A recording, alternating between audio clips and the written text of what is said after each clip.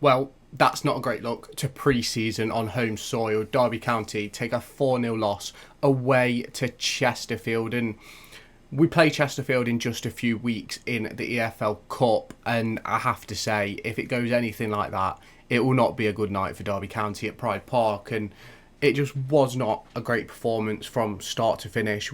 Although we started quite well in the sense of we started by creating a few chances, but ultimately we just never really gained control of the game. We was always sort of on the back foot in the rear end, and whenever they got on the ball, we looked under pressure, and it just was not good enough. We're going to go into everything from the game, including the lineups for both halves, and we're going to just say a few things because I'm not quite happy. But before we do that, make sure you hit that subscribe button down below or in this top corner to stay tuned for all of my latest Derby County and EFL Championship and League One content that's going to be heading your way over the course of the next season. So make sure you hit that subscribe button, turn on the notification bell, let me know your thoughts on the game down in the comments. But shall we get into it? Now, we basically probably will have all seen it. Some of you might not have seen it because obviously it's pre-season. Some people don't watch the pre-season games. But it wasn't great. It was a very, very poor performance. And I know some of the players are playing with fatigue because that's what happens during pre-season. You do double sessions, all this. But for me, we've got to do better. We have to do better because it was not good enough tonight. It was not good enough at all. Completely understand that some people say you don't look into results in pre-season.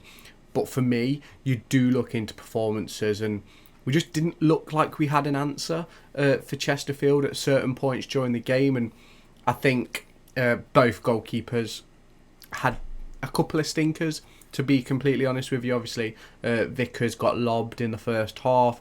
And then Lufra, the trialee, also got lobbed from a free kick in the second half. So it wasn't great. And to be fair, their second goal, no one picked up. I think it was, I want to say, Will Grigg for their second goal, which again, it's not showing great traits. And we will now take a look at the first 11 for the first half, and then we'll discuss that a little bit more.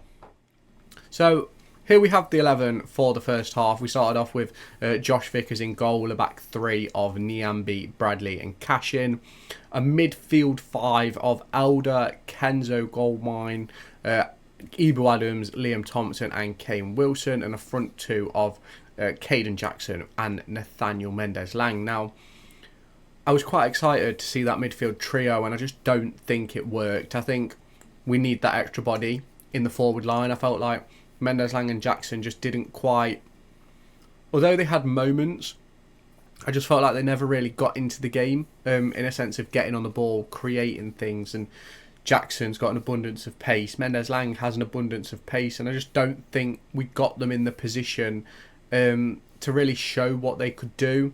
I thought Elder and Wilson were fairly okay. Didn't really do much in a sense. I think Wilson put in a couple of really good crosses. Elder got in some really good positions too. I thought Kenzo again showed his quality, trying to dictate the play, but I think it was really, really difficult for the team today.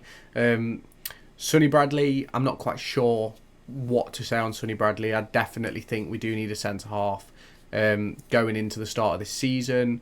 There is a few things that I'm going to talk about in a different video regarding some signings and stuff like that. We'll get into that probably Friday evening, so make sure you have hit that subscribe button. But I just don't think it was very good. I thought Vickers was a bit average. Cashin didn't look on it.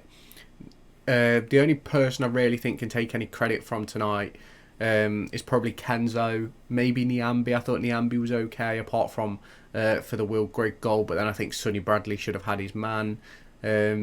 It's just one of those where I just don't think we were good enough. Obviously, it's another game where we've not seen Joe Ward, we've not seen Tyrese Forner, not seen Jake Rooney again, or Connor Washington. Dejon Brown and Ben Osborne both weren't involved. I think Jack Thompson was on the bench but didn't play any part. There's a few niggles going around the squad, according to Owen Bradley on Rams TV. Obviously, when you see this, there'll probably be the post-match analysis and press out from BBC Radio Derby and Rams TV about any potential injuries and any potential players leaving. I think we're in a bit of a position where I don't. If you have not done so already, make sure you hit that subscribe button down below or in this top corner. Stay tuned for all of my latest Derby County and EFL Championship and League One content. So make sure you hit the subscribe button, smash that like button, and let me know your thoughts about this game down in the comments. What's going off? Obviously, you look at someone like Fauna not being involved. If that's not an injury, and you've got Iyumene ahead of him, it starts a bit of a conversation, doesn't it, with agents and things like that. Now, obviously, this was the team for about 60 minutes. There was one change at half-time, which was Sonny Bradley for Curtis Nelson. If we do switch over now to the second half team, lined up a bit more like this, a bit more like what I want to see. If we are going to play that 3, I do think we need a 10 rather than a sitter, or 2 number 10s and a number 9. But this is what it looked like. I don't think it was right to put Blackett-Taylor out at left wing back. It just isn't his game. But we had Luther in goal, Robinson right centre half, Nelson, Fozzie the other 2, Blackett-Taylor on the left, Iyumene and Ozoh in the middle. It was nice to see Ozoh get in the game. Max Bardell back from injury and back in with the first team for pre-season. Going to be interesting to see how he gets on. And then Barkhuizen, Collins and Yates up front. Now, if we go back to pre-game, where we heard from Matt Hamshaw, we heard from Curtis Nelson, discussing how we're going to start to see what we'll probably see throughout the season. And I think if what we've seen tonight is what we're going to see throughout the season, we're going to be very, very disappointed, and we're going to be heading in only one direction. Now, obviously, there's a lot more to do with this squad. There's a load of players that we still need to bring in. I still think we're dying out for a number 9. Still think we probably need another creative midfielder. Still probably another centre half and probably a left wing back as well, because I do think we're lacking in some positions. Obviously, we all know the goalkeeper position. Swedish goalkeeper Jakob Zetterstrom looks like he's going to join, but he won't be joining until the 1st of August as a result of Djurgården's European qualification system that they're in at the moment, where they can't register new players until the 1st of August. So we're not going to see him till the 1st of August at earliest. So it is going to be really interesting to see what does go on. Obviously, the performance tonight was dreadful. I think everybody will admit that. A lot of people aren't too fussed about pre-season, but for me, I think it shows a lot. I don't think we was very good. I think we looked very leggy, which obviously fatigue-wise, that's what you're expecting. But I think at some point we need to play as if it's an actual game. We probably won't do that until the week before Blackburn, at which point it's too late to make many changes. Obviously, we do face Shrewsbury at the weekend. I'll have 2 videos out on Friday. I'm going to do a squad depth video Friday evening, and I'll have the Shrewsbury Town video out Friday morning. So make sure you have hit that subscribe button to stay tuned for that. There's going to be a video about a player called Scott Wright, I think is going to be coming out later today when you see this. And I think those players are all needed, because it absolutely was not good enough.